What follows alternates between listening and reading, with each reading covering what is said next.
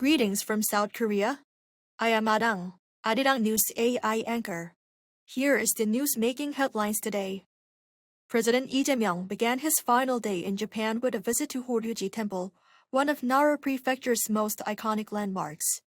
Alongside him was Japanese Prime Minister PM Takaichi.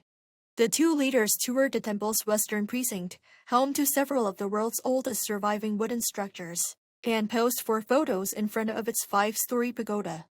The Blue House says the visit was intended to further strengthen personal rapport between the two leaders. President Lee is currently having lunch with the local Korean community, his last official engagement before returning to Korea. South Korea's job market in 2025 remained sluggish for a second straight year, with job growth in the 100,000 range. The Ministry of Data and Statistics on Wednesday said the total number of people employed reached 28.77 million last year, an increase of 193,000 compared to the year before. While this marks a slight rebound from the previous year's lows, it remains well below the peak growth seen in 2022. The manufacturing and construction sectors saw a decline, shedding 73,000 and 125,000 jobs respectively. The generational divide also deepened. While jobs for seniors surged, the core workforce contracted significantly.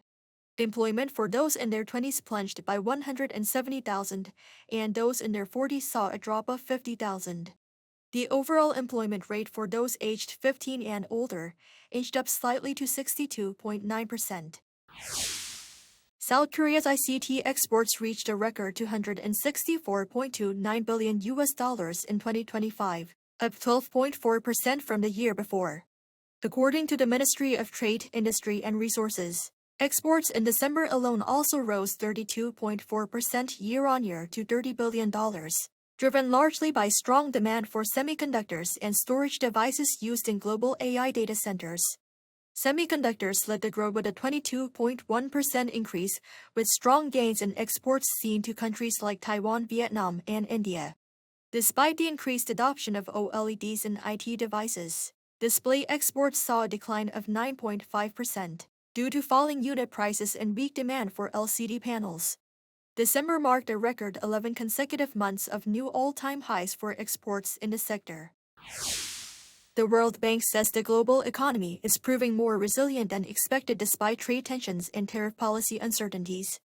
In its latest report released on Tuesday U.S. local time, the bank said global output growth will slow slightly to 2.6% this year, from 2.7% in 2025, before edging back to 2.7% in 2027.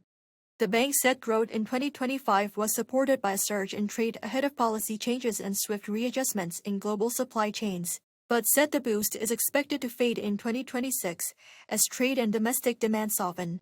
But it assessed that easing global financial conditions and fiscal expansion in several large economies should help cushion the slowdown.